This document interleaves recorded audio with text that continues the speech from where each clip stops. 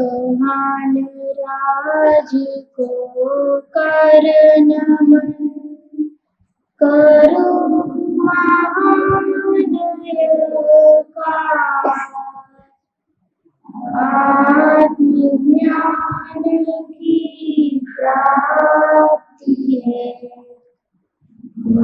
मंगलमय सुख सार, मंगलमय सुख सार। श्रीकांत गुरु भगवाना, तमे छो दयानी दाना, दियो मुक्ति ना परवाना। श्रीकांत गुरु भगवाना, जन्म धाम तमारू मराया, मात पिता नाम उजवाया, धर्म ध्वजा तमे फरकाव्या। श्रीकांत गुरु भगवाना, भारत भरमा परिवरा, कोई ना जाशे जही कया। श्रीमंदर प्रभु ने जय मया, श्रीकांत गुरु भगवाना। देवोना ते देव छे, सत्संग जावानी टेव छे, पोते स्वयं देव छे।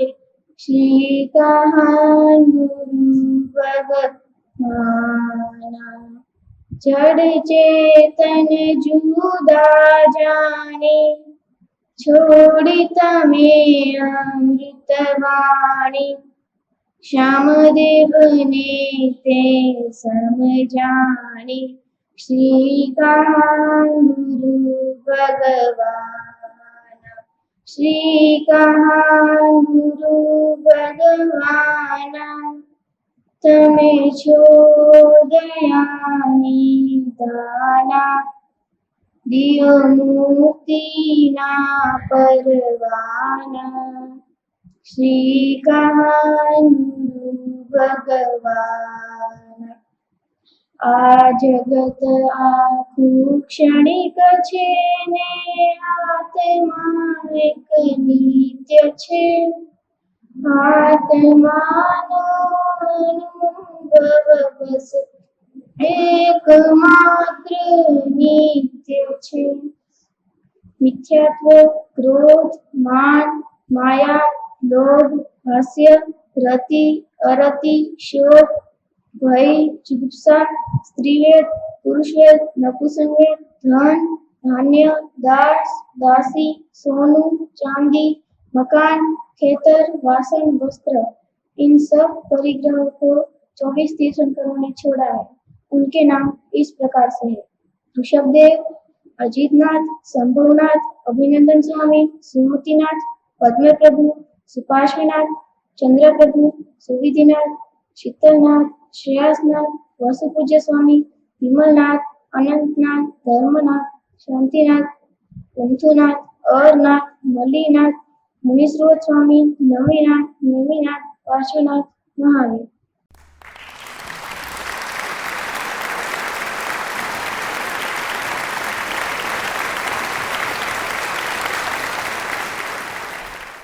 मुझे मेरे परिवार ने बचपन से ही मांस से तो दूर, लेकिन आलू प्याज भी नहीं खाने दिए।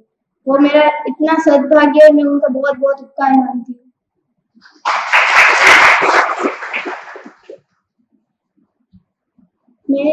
मैं ज्ञान दीपक हूँ और मेरे मम्मी पापा अहमदाबाद में रहते हैं। उन्होंने मुझे बुलाया, लेकिन मैंने उनसे कहा कि नहीं, मुझे इधर ज्ञान दीपक बनकर ज्ञान दीपक प्रज्वलित करना है और मुझे मेरी साधना करनी है।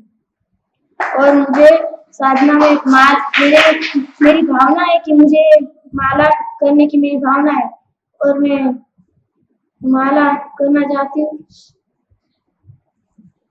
और श्यामदेव स्वामी के तिथि के 30 साल पूर्ण हुए हैं। इस मौके पर मैं आपको 2 शब्द कहना चाहूंगी।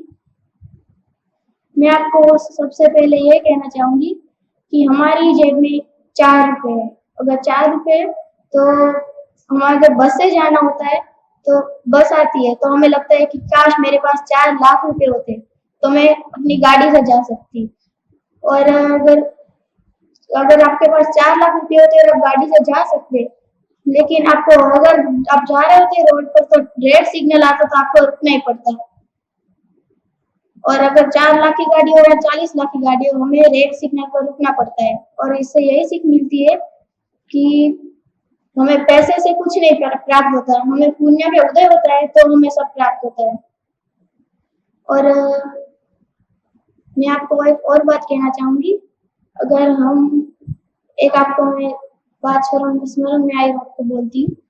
एक अकबर बादशाह उन्होंने कहा कि उन्होंने एक विचार आया कि मुझे बीरबल को बुलाना चाहिए। उन्होंने बीरबल को बुलाया। उन्होंने कहा कि बीरबल मुझे तुमसे कुछ बात करनी है। बीरबल ने कहा जी बोले बादशाह। अकबर बादशाह ने कहा कि मुझे ऐसे मूर्ख के सरदार को 5 लोग मुझे मूर्ख के सरदार चाहिए। तो अकबर बादशाह ने कहा कि मैं तुम्हें इसके लिए 1 सप्ताह दूंगा, तुम मुझे 5 मूर्ख के सरदार ढूंढ के दो। तो बीरबल तो अपने काम के लिए निकल पड़ा और पहले दिन निकला तो उसने देखा कि एक आदमी तालाब के किनारे कुछ फेंक रहा था नदी में। तो बीरबल उसके पास गया। उसने कहा कि ये भाई तू क्या कर रहा है ये? तो उस आदमी ने कहा कि पत्थर फेंक रहा हूँ। तो बीरबल ने देखा तो वो कीमती हीरे थे और बीरबल ने कहा कि मूर्ख हो क्या, ये पत्थर नहीं ये हीरे है। तो उस आदमी ने कहा तुम अंधे हो, तुम्हें दिखता नहीं ये पत्थर है। तो फिर बीरबल ने उसको कहा कि तुम 6 दिन बाद बादशाह के दरबार में आना। तो उस आदमी ने कहा ठीक है। तो दूसरे दिन वो जब निकला तो वो एक आदमी सुबह सुबह करीब 12 बजे लालटेन लेकर निकला। लालटेन लेकर कुछ ढूंढ रहा था। तो बीरबल ने पूछा कि तुम क्या ढूंढ रहे हो, ये इतने उजाले है फिर भी लालटेन लेकर? तो उस आदमी ने कहा कि मेरी सोने की अंगूठी खो गई है, मैं वही ढूंढ रहा हूँ। तो फिर उसने कहा कि इतना उजाला है फिर भी तुम सोने की अंगूठी ढूंढ रहे हो, या तो तुम लालटेन के बिना भी ढूंढ सकते हो। तो उस आदमी ने कहा कि तुम्हें दिखता नहीं है, अभी रात हो गई है, अभी सुबह नहीं है। तो बीरबल को लगा ये मूर्ख है, मूर्ख का सरदार है। तो बीरबल ने उस आदमी को अपना सब बता दिया कि तुम अकबर बादशाह के दरबार में आना 5 दिन बाद। फिर तीसरे दिन उसको एक शराबी मिला और शराबी वो अपनी जो बीड़ी पी रहा था उससे ताला खोल रहा था घर का। तो बीरबल को लगा कि क्या बीड़ी से ताला क्यों खोल रहे हैं। वो उस आदमी के पास गया। उस आदमी बीड़ी से ताला खोल रहा था। तो बीरबल ने पूछा कि तुम बीड़ी से ताला क्यों खोल रहे हो, चाबी नहीं है तुम्हारे पास? तो उसने कहा कि तुम अंधे हो, तुम्हें दिखता नहीं, ये चाबी है। इतनी शराब पी थी उस आदमी ने अपना नाम ही भूल गया। और बीरबल ने कहा तुम्हारा नाम क्या है? वो बोला मेरा कुछ नाम ही नहीं है। तो फिर बीरबल ने कहा कि लाया मैं आपकी मदद करता हूँ कुछ। तो उस आदमी ने कहा नहीं मैं अपने आप खोल दूंगा ताला। तो फिर उस आदमी ने कहा कि बीरबल तुम्हें एक बात बताऊं? तो बीरबल ने कहा जी बताइए। तो उस आदमी ने कहा ये घर पूरा कितना हिल रहा है, पूरा धरती कंप आया है क्या, भूकंप आया है? तो उस आदमी ने बीरबल ने कहा कि अभी धरती कंप में भूकंप नहीं आया है, तुम पूरे हिल रहे हो अभी। तो फिर उस आदमी ने कहा कि नहीं भूकंप ही आया है, तुम देखो पहले। फिर बीरबल ने उसको बोल दिया कि तुम अकबर बादशाह के दरबार में आना। और फिर अगले दिन जब 1 सप्ताह पूरा हो गया तो वो अकबर बादशाह के दरबार में गया बीरबल। और उसने अकबर बादशाह ने उससे पूछा कि तुमने मूर्ख के सरदार ढूंढे, जो मैंने 5 मूर्ख के सरदार तुम्हें ढूंढने को दिए थे? फिर वो बीरबल ने कहा कि हाँ जी बादशाह मैंने ढूंढे हैं मूर्ख के सरदार। फिर अकबर बादशाह ने कहा तो बुलाओ उनको हमारे दरबार में। फिर बीरबल ने सबको अता पता दे दिया था तो उसको वो आए दरबार में उनके। और फिर अकबर बादशाह ने देखा तो सिर्फ 3 ही थे मूरख के सरदार। तो अकबर बादशाह ने पूछा बीरबल से कि तुम्हें 5 नहीं मिले? मैंने तुम्हें 5 ढूंढने को कहा था, लेकिन तुम तो सिर्फ 3 ही लाए। तो फिर उस बीरबल ने जो जवाब दिया मुझे बहुत पसंद आया। उसने कहा कि पांचवा जो चौथा जो मूरख का सरदार है वो आप है, और पांचवा मूरख का सरदार मैं हूँ। तो अकबर बादशाह ने पूछा तुम ऐसा क्यों कह रहे हो?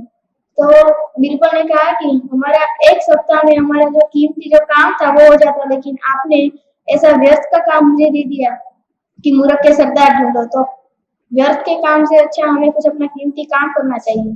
तो इससे यह सीख मिलती है कि हमें व्यर्थ के कोलाहल से दूर रहना चाहिए और अपनी साधना में लगना चाहिए।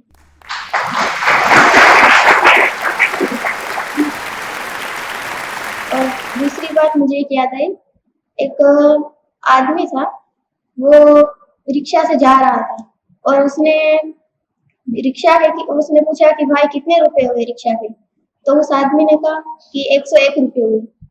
तो फिर रिक्शा आदमी के पास पैसे नहीं थे, उसके पास सिर्फ 100 रुपए थे, छूटे चिल्लर नहीं थे। फिर उस रिक्शा वाले ने कहा कि कोई बात नहीं, आप मुझे 100 ही रुपए दे दो। तो उस आदमी ने कहा कि ठीक है, तुझे 100 रुपए दे देता हूँ, मेरे पास चिल्लर नहीं है अभी। तो फिर वो रिक्शा वाला आगे जा रहा था कि तुरंत ही उसका अकस्मात हो गया, वो मर गया। फिर उसका जन्म भिखारी में हुआ। 20 साल बाद वो भी भीख मांगने लगा वो मंदिर के बाहर। और वह जो आदमी था वो 70 साल का हो गया था।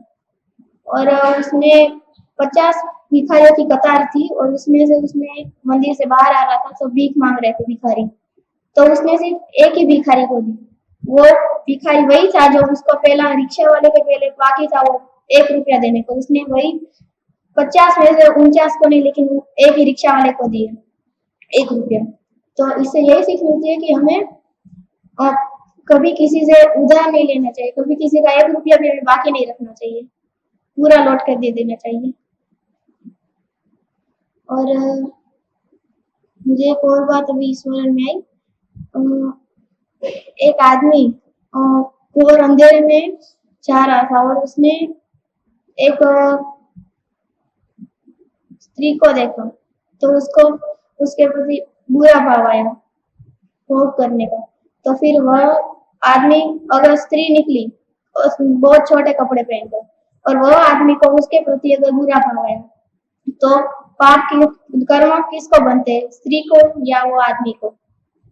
तो कर्म उस स्त्री को भी बनते और आदमी को भी बनते, क्योंकि उस स्त्री को इसमें छोटे कपड़े नहीं पहनने चाहिए जिससे दूसरे को यह भाव नहीं आए उसके साथ।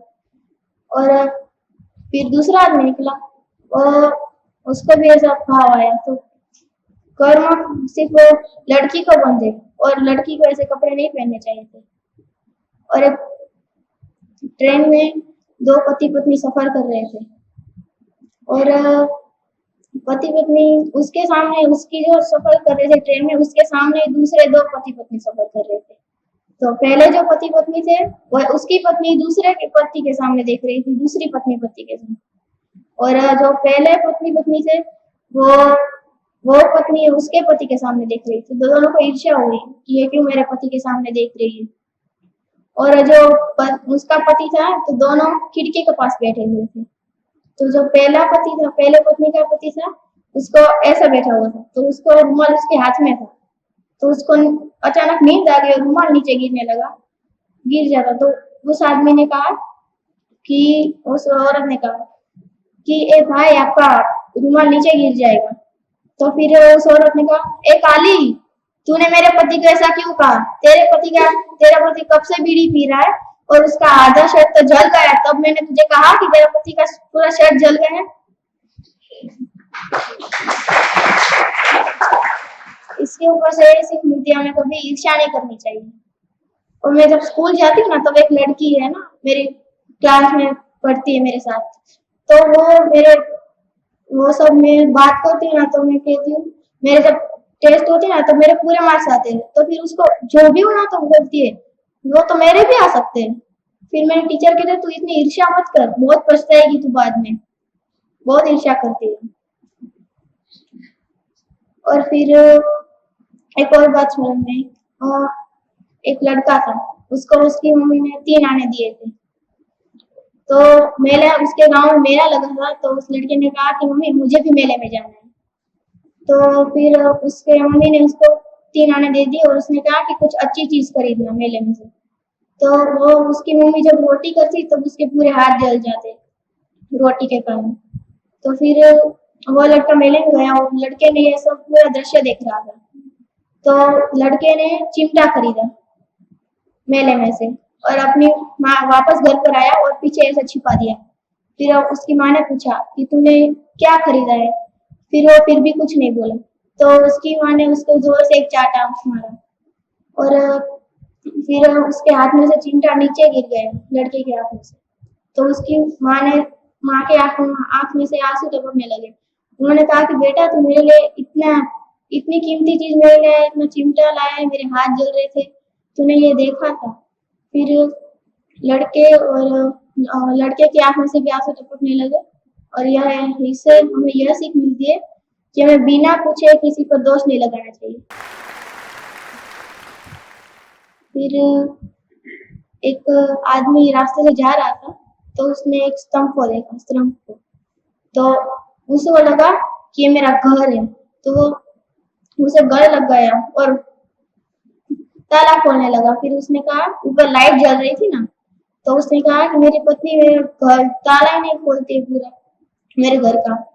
फिर दूसरा फकीर निकला उसके बाजू में से और उसने कहा कि कि मैं ये आपका घर नहीं, ये कोई स्तंभ है, आपका घर आगे होगा या आप गलती से इधर आ गए। तो उसने बहुत शराब पी थी। तो उसने कहा देखो ना भाई साहब, मेरी पत्नी दरवाजा ही नहीं खोल रही है, ऊपर से कब से मैं ठपठपा रहा हूँ। और उसने कहा कि तुम्हारा घर नहीं है, तुम्हारी पत्नी भी इधर नहीं है, तुम्हारा घर कहीं आगे होगा और हमें कभी शराब नहीं पीनी चाहिए। एक और बात स्मरण में आ रही, एक फकीर था।